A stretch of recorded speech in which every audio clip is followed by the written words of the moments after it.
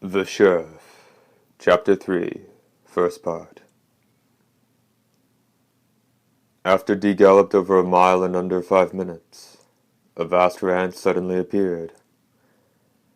Out on the rich pasture there was a herd of meat beasts, several of whom were munching the grass. 7 feet long and easily in excess of 1,500 pounds each, and the barrel-shaped beasts were covered with armor-like plates that could deflect lasers. Their snouts were reminiscent of power shovels with a pair of curved buckets, which were actually their upper and lower jaws loaded with massive molars. Yet, despite their daunting appearance, nothing tastier had ever graced a dinner table. Though the aesthetic sensibilities of the nobility had given shape to many ghastly creatures for the sole purpose of terrifying humanity, these beasts were perhaps the greatest exception to that rule, in that they also provided food. What's more, so long as the beast wasn't fatally wounded, the flesh that had been carved from it would begin growing back 12 hours later, while the creature itself felt no pain at all and offered no resistance. It was said that with a pair of these treasured beasts, a family of 5 would never go hungry. Unfortunately, these meat beasts were extremely limited in number, and they rarely produced offspring. Usually, if someone found one, they'd have a creature that could fetch them enough money to buy one of the nobility's flying machines, and that's usually what they did rather than keep them for food. By the look of it, there were at least 30 of them on the ranch, leading Dee to the conclusion that not only was this region peaceful, it was rich as well. As Dee headed straight for the main house, scarlet streaks of fire occasionally skirted the periphery of his field of vision. The streaks were flames disgorged by the scarlet moles that were supposed to guard the place, although their numbers were less than 50th of what an ordinary ranch would have. With so few of them, you could never hope to see the hundreds of fiery pillars that usually erupted from the earth to greet intruders on the surface or in the air. A sensor set 40 feet away from the main house was tripped, and before Dee's horse had stopped, a woman appeared from the front door carrying an old-fashioned Tommy gun with a drum magazine. Dee halted.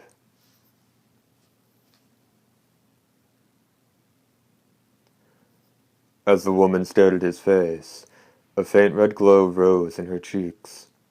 Can I help you?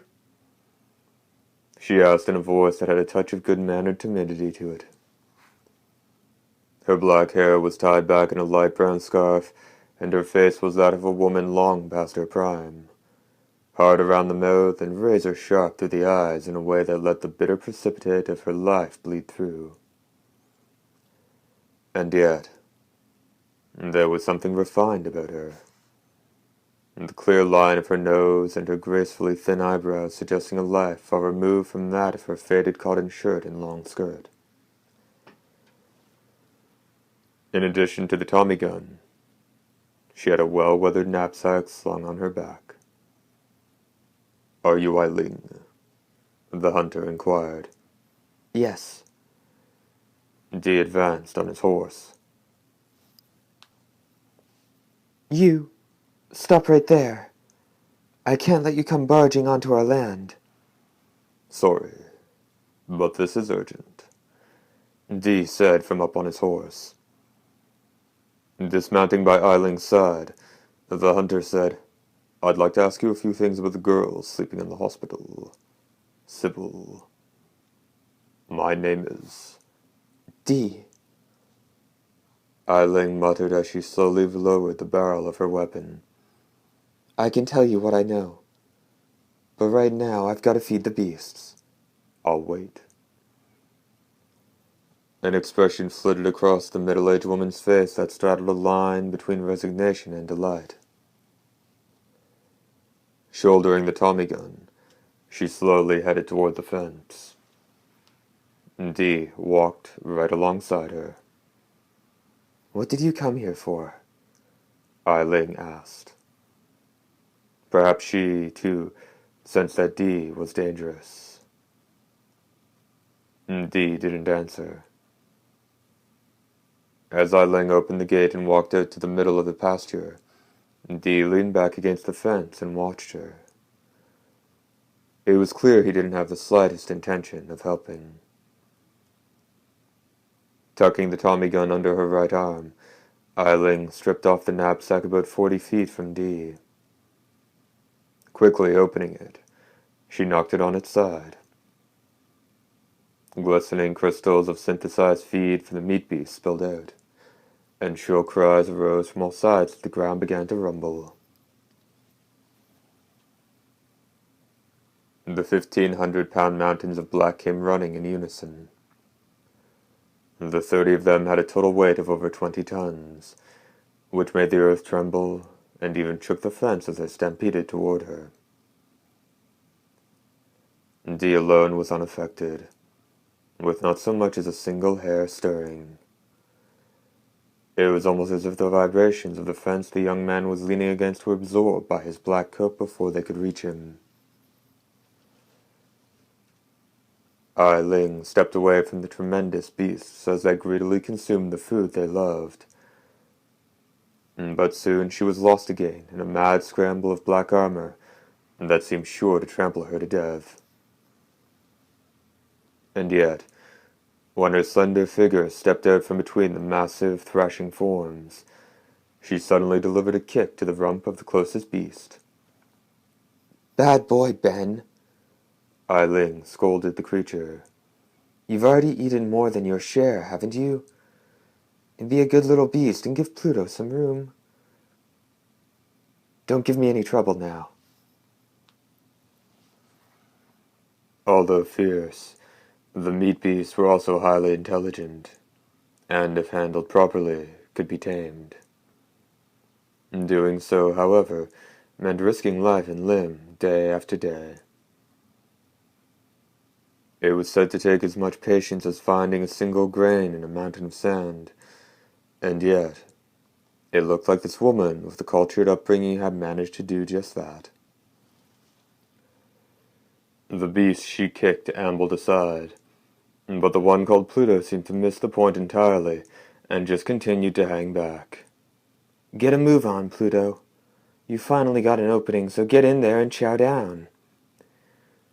Seeing that the beast still wasn't responding, Ai Ling shouted, You big dope! and kicked it in the rump. It didn't move. Ai Ling took a step back and folded her arms. Eyes filling with determination, she grabbed the Tommy gun by the stock and held it like a bat. Now there's something, Dee muttered. The woman had just taken the gun and smacked a creature taller than she was right in the middle of its ass. Beads of sweat flying from her, she delivered 5 or 6 blows before the idiotic beast finally nosed its way into the opening and started scooping up feed with its power shovel jaws. Once she was sure of that, Ai Ling went over to Dee again. Although she was probably mentally and physically exhausted from what she'd just done, her gait was incredibly steady. Sorry to keep you waiting, but I have to check the thermostats in the chickener coop now. Her breathing ragged, and the woman had Dee's face reflected in her beads of sweat. Her body shook. Would you like to come with me? Ordinarily you could wait in the house, but I can't very well have a man in my home while my husband's out. Out here is fine with me. As Dee said it, he took a place by Ai Ling's side and they walked off toward the building that stood to their left. Don't seem too suited to farm life, he said after they'd walked a short distance. It took a few seconds for Ai Ling to realize he was talking about her. Shooting a look of surprise at Dee's face, she asked, You concerned on my account? Her expression was almost a tearful smile. Farm work is tough, even for a man. Dee remarked. So, why did you give the meat beasts names? The work's not really all that hard, Eiling answered in a cheery tone. You keep at the same thing for 30 years, and you'll get used to any kind of labor. And I gave them names because it makes it easier to work with them. Upon reaching the building, Eiling opened the steel door. A nauseating stench billowed out. The stink of wild animals and their excrement. Eiling turned her face away and coughed. I just have to check the thermostats. But we can talk while I'm walking around. Ask away. Her voice traveled back from the darkness. The sunlight peeking in through the doorway provided a modicum of illumination for the building's interior, where there were rows of massive chickeners. Giant chicks, standing up to 6.5 feet tall.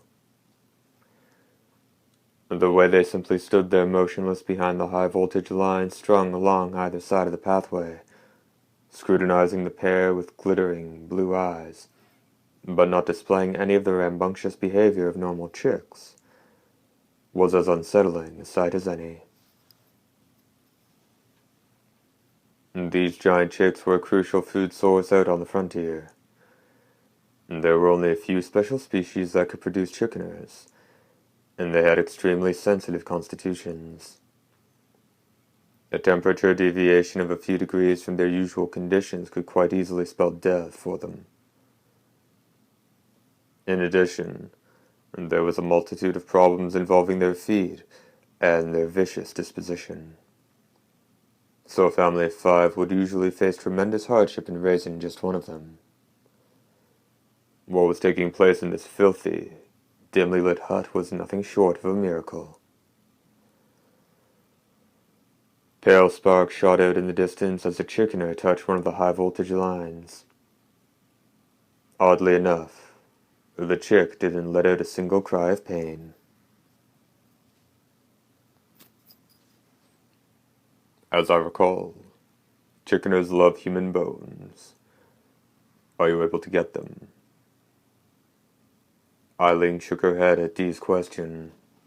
Not too easily to come by in our village, so I buy them off the dead carrier. A wide variety of merchants came to frontier villages from the capital or other commercial districts. The fur trader, the repairman, the parts dealer, the fruit seller, the iceman, the dressmaker, the weapons broker, the magician, the traveling picture show. Some stank of blood, while others were cheery.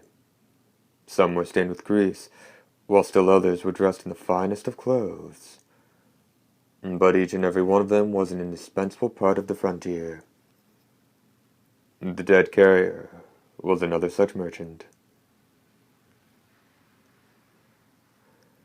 Living as they did in such a brutal environment, people didn't always view the dead with reverence. Organs had their use in transplants, and human hair could be treated with a special animal fat to make communication lines that could carry a signal any distance.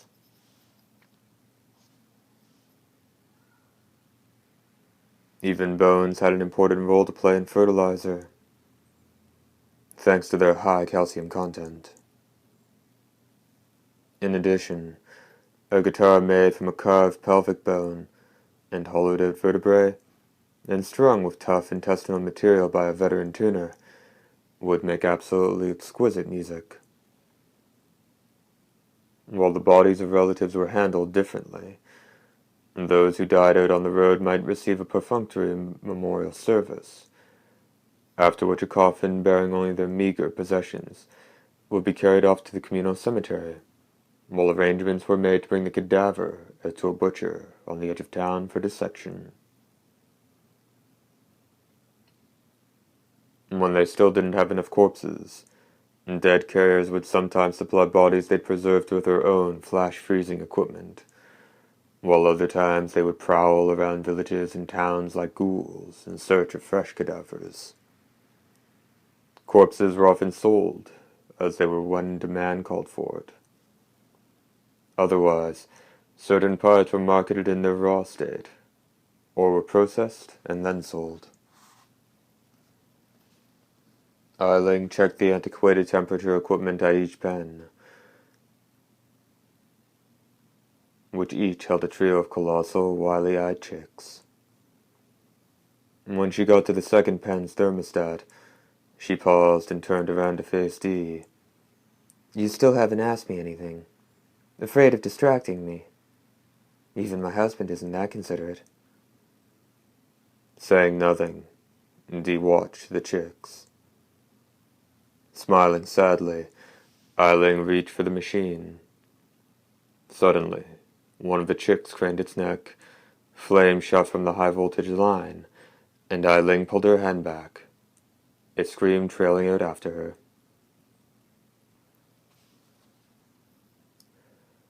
The chick's sharp beak had gouged the flesh on the back of her hand. Instinctively, she pressed the wound with her other hand, but blood seeped out around it anyway. Dee's elegant white fingers touched the wrist of her topmost hand. Eiling was speechless. She could only watch Dee's face rapidly as he moved the hand she was using to keep pressure on the wound, and look down at her injury. It's nothing serious, the hunter told her. Put a compress of Vina leaves on it, and before the day is out. Suddenly, Eileen jerked her hand away roughly. In the feeble darkness, it wasn't clear if Dee noticed how flushed her face was all the way to her ears. I'm sorry, she mumbled softly. It's been a long time since a man took my hand. Does that happen a lot with the chicks? Dee asked as he watched the chick. Blue flames rose from its downy white chest, and the work of the high-voltage lines. And not a peep out of it. That's very polite of it. Every once in a while they get me, Eiling said as she pressed a handkerchief to the wound. In a matter of seconds, Vermilion laid claim to the white cloth. Seeming uneasy as she looked up at the rapacious bird, she continued, But it sure caught me off guard today. You know, I can usually tell whenever they're in that mood. We should go. Still got some to do yet, Eiling said with a smile before moving toward another pen. Stopping in front of the equipment, she hesitated a bit before reaching out her hand.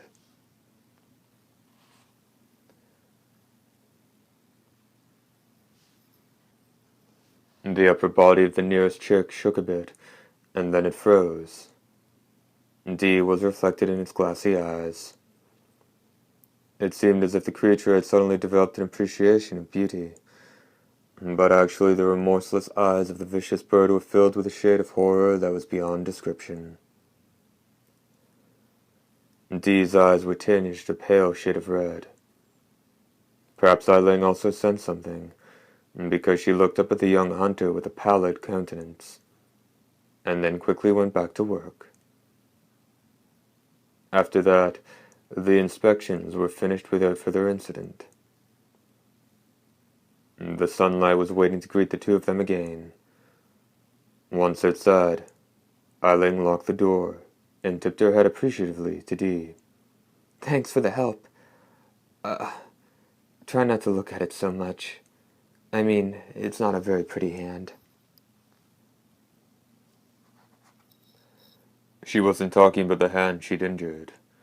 The hand she covered it with had countless scars on the back, and its skin had hardened in a condition unique to toxic bites, so that it was now like the scaly hide of a fire dragon. Perhaps Dee had noticed from the moment they'd met that she'd been trying to keep it hidden. What kind of girl was Sybil? The hunter asked, his voice cold and devoid of emotion. Eiling's expression grew stiff, remembering again why Dee was there. Oh, She was a romantic, she replied flatly, and she was so kind. What more could she possibly need? I'm sure she must be having some really nice dreams. If she's not, there can't be a God. What kind of dream would be a good dream? Thinking a bit, Eiling turned her gaze to the depths of the blue sky. She had a faraway look in her eyes, like something important was up there. The kind of story that traveling writers come up with for the young girls. Dee remained silent.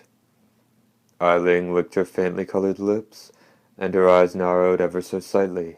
A dream, she began, where people in love hold hands when they walk down the street. Where the library has all the books they ever wanted to read. A dream where no one threatens anyone else, and everyone thinks about other people and does things for them without ever being asked. Where new fashions arrive from the capital every week.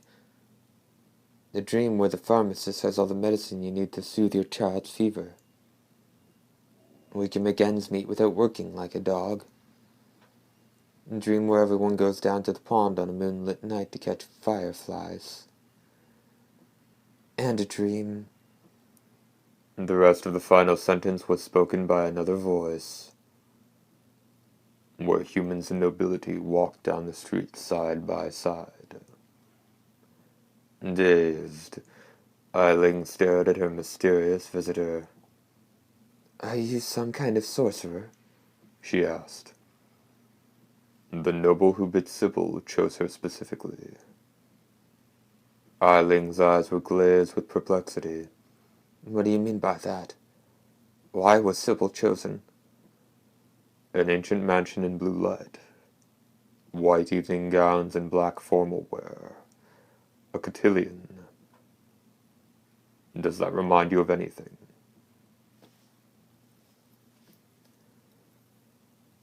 Something sparkly pooled in Eiling's eye. And here I thought we'd just dreamt about you. But you had Sybil's dream, too, didn't you? A tear rolled down her cheek.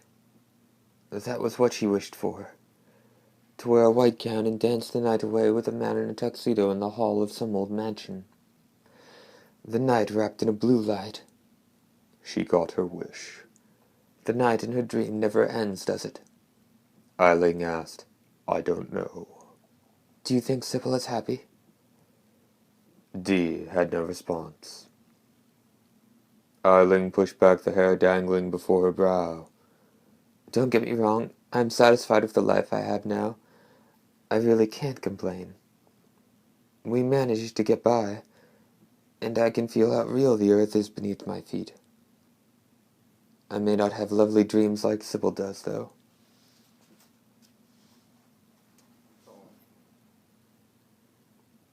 They may be lovely dreams, but that doesn't mean they're good dreams. Dee lightly touched his hand to the brim of his hat. That was his way of saying goodbye. Eiling stood completely still, wanting to say something else. She watched the black expanse of his back as he quietly walked away. The silhouette of her visitor made it quite clear it was all over. His outline was a steadfast refusal. Not entirely convinced she was ready to say anything, yet realizing something important was on the tip of her tongue, Eiling took a few steps forward. Before she reached him, Dee stopped and turned. It wasn't Eiling that he faced, but rather the chick in her coop. As her own dark eyes followed his gaze, the steel door burst outward and fell to the ground, pieces of its frame flinging everywhere. The frantic white creatures inside came into view, and jostled out into the sunlight in a wild tangle of downy feathers. First part, end.